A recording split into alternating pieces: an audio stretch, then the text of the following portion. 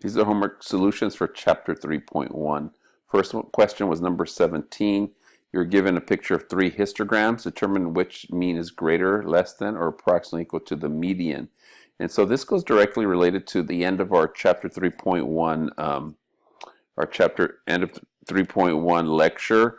And the hint is depends upon the shape of the distribution, and that then gives you the answer. So in these cases here, this is skewed right, this is symmetric here, and this is skewed left. And so if you remember from your notes to answer that question, you would go ahead, let me see if I can pull that up real quick. From your notes, we looked at this idea right here. This image here is what you want to look at, which gives you the answer to the question. Skewed left, mean is less than median. Skewed right, mean is greater than median. Again, the mean chases the tails. And so that's what the answer would be for number 17. And again, so you have that explanation here because of the skewness or the symmetry. Problem number 18, a little bit tougher to try to manage. Match the histograms shown to the summary statistics. And so again, here are your answers there. Could pause to take a look at that, but here's the explanation I'm looking at here.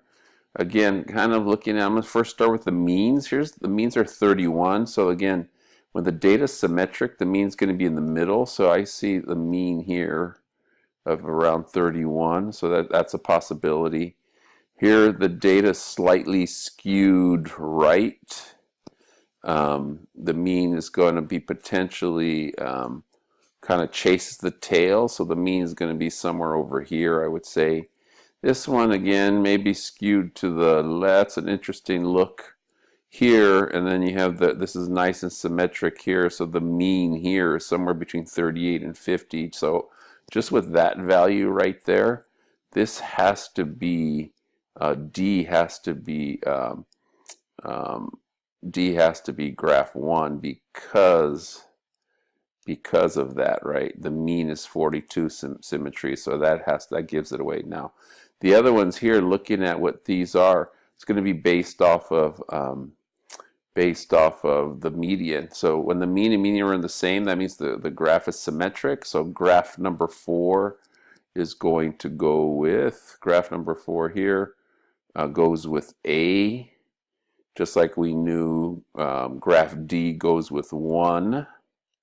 And then the other two, we're just looking at the skewness. Since this one is kind of skewed because of the skewness in B and C, that's what gives it away. The distribution is skewed to the right, so the mean is greater than the median. And then the distribution is skewed left for C. And so then you can see we're skewed here, skewed to the right, and so that's what gives away these when you compare them. The mean being bigger than the median or the mean being smaller than the median. Again, that comes from our lecture and understanding the concept.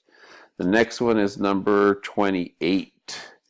So in 28 here, what we're looking at is determine the shape of the distribution. So what you would do is this data would be entered in. I would enter that into StatCrunch, right? You'd get all that data into StatCrunch.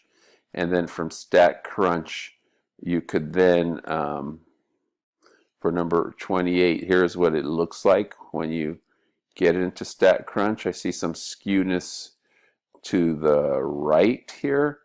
Again, to create this histogram, you could also create a table here, and StatCrunch would look at the distribution of a table like this here. But again, you want to make sure you get that data in, and then you do a histogram so you can look at that skewness. Determine the shape, again, skewed. Find the mean and median. You would use StatCrunch to do that. Which measure of central tendency better describes the profit because of the skewness? Let's see here where the answer is. So we're not going to do this by hand. I would be using StatCrunch. The mean is significantly greater than the median, again, because it's skewed to the right. And so we have that answer right there. The mean is greater than the median because it's skewed to the right. And the histogram confirms that. So the median is a better measure of central tendency. And again, you wouldn't be doing this by hand. You'd be using StatCrunch to do that. The next one is, and to help you finish problem actually 28, I entered the data into StatCrunch. Again, if you open the eText, it loads the data for you. So that's one advantage of using the textbook. You would it loads the data for you. And then from here, again, I want to make a graph. So, or a table. You can do a frequency table first, right, on profits. And then you can see that it gives you a distribution of the table. The other way was with a graph, a histogram. I'm going to do a histogram, graph histogram on profits, and just hit compute. And again, you get that skewed right. You get that skewed right there to do that. So that's how you would use StatCrunch to do that there. The next thing here is 45. According to the credit, I can't pronounce it, but the survey, the mean net worth of all individuals in the United States is the mean net worth of all individuals in the United States was $300,000. That's how much they net worth, not how much they make, but how much they have.